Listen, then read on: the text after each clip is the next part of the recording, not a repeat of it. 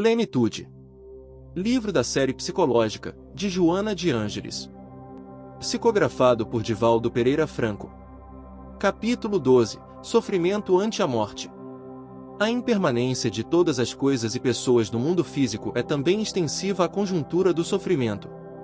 A sua vigência resulta da intensidade dos fatores causais que o engendraram.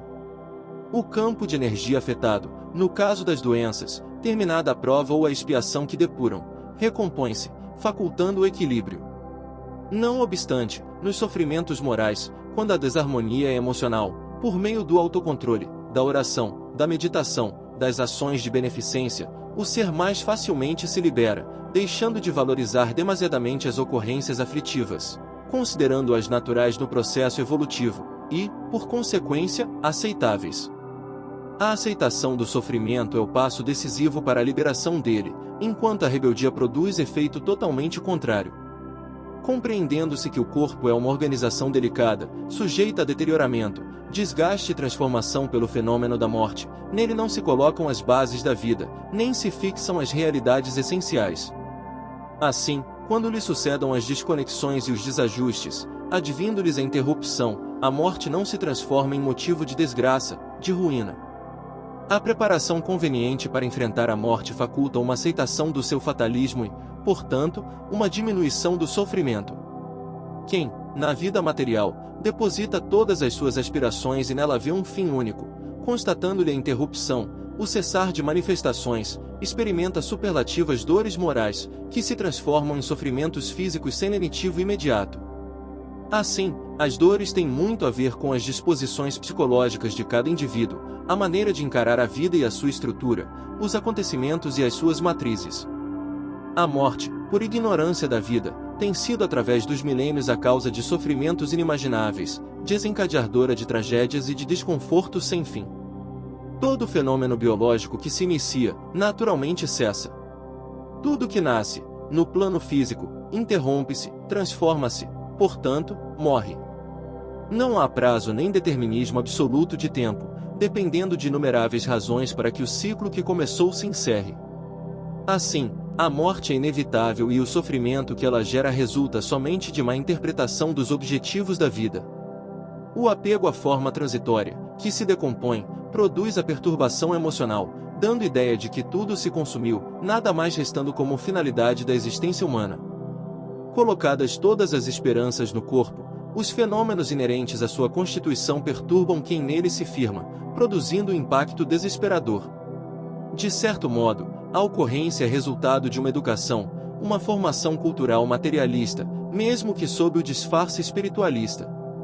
As pessoas ligam-se a correntes religiosas sem vinculação emocional nem aprofundamento racional do seu conteúdo, e, em face desse comportamento, a morte se lhes apresenta como sendo a grande destruidora de planos, de anseios e realizações.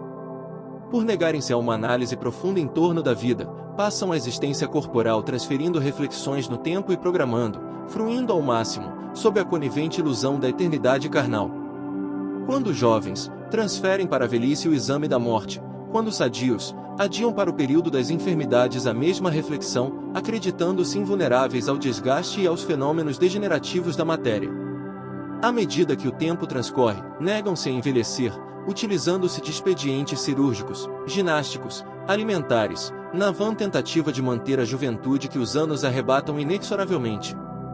A luta para escamotear a realidade é tenaz, e quando essa se apresenta vexatória, derrapam nas crises neuróticas, nas fugas pelos alcoólicos e outras drogas, tombando no suicídio.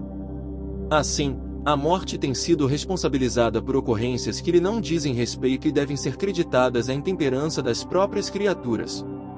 A morte de um ser amado, em razão disso, não deveria acarretar desespero, antes alegria, especialmente se a sua foi uma existência digna.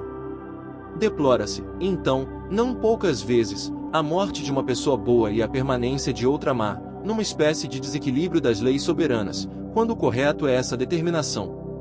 O homem e a mulher de bem, porque exemplares na conduta e no pensamento, encerraram os seus compromissos no mundo físico, podendo retornar à sua origem, enquanto os endividados, os de conduta insana, devem desfrutar de tempo para sua reparação, o reequilíbrio.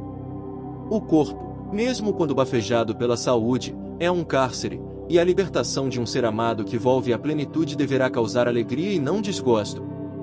Se forem pessoas mais que desencarnem, também a satisfação deveria permanecer, pelo fato de a mesma interromper-lhes o curso dos delitos, facultando-lhes tempo para pensar, não se comprometendo mais, nem se arruinando em demasia.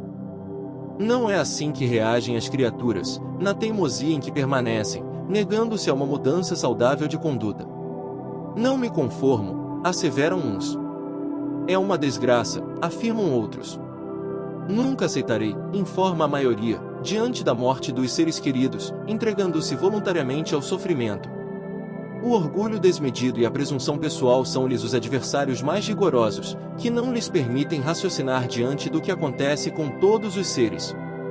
Acompanham a ocorrência da morte em toda parte com as demais pessoas, porém acreditam que não ocorrerá com eles, pelo menos, por enquanto. Um enquanto que se alonga no tempo, indefinidamente, na dimensão do seu capricho. Como a morte não interroga antes os interessados na vida, ao arrebatá-los, deixa surpresos os seus afetos, que se entregam às desordens emocionais e aos desnecessários sofrimentos que os arrasam. A morte sempre produz sentimentos contraditórios naqueles que partem, como em outros que ficam. Para todos são, normalmente, uma grande surpresa, na maioria das vezes, desagradável. Quem considerou e se preparou para o acontecimento logo se adapta após o choque inicial, como é compreensível. No entanto, para aquele que ao corpo delegou todos os interesses, a surpresa é substituída pelo desgosto ante o sucedido, acompanhado por injustificável revolta, que causa males insuspeitados. O sofrimento que decorre da morte é, portanto, resultado da ótica pela qual se observam e se acompanham os mecanismos da vida.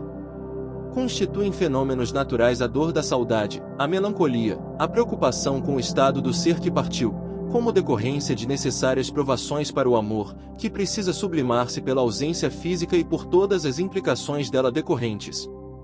Como a real, a verdadeira felicidade não se pode fruir no mundo físico, dia chegará, logo mais, para vivê-la, onde não haja morte, nem separação, nem dor. Assim, deve-se viver, preparando-se para morrer, meditando na morte, a fim de lhe não sofrer a injunção aflitiva, evitando o desespero e todo o seu séquito de agentes perturbadores.